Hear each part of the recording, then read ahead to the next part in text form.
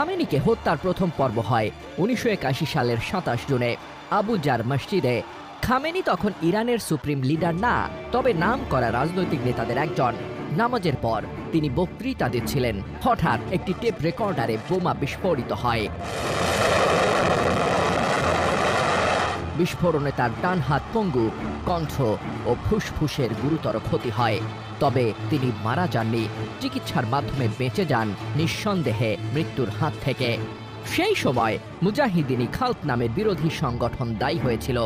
এই ঘটনা তাকে আরও দৃঢ় করে তোলে এবং পরবর্তীকালে তার রাজনৈতিক ও ধর্মীয় ভূমিকা বৃদ্ধি পায়।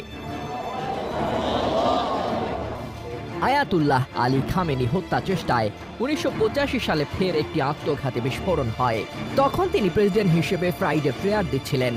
বিস্ফোরণ হওয়ার পর মাত্র 3 মিনিট বিরতি নিয়ে তিনি পুনরায় নামাজ ও ভাষণ চালিয়ে যান।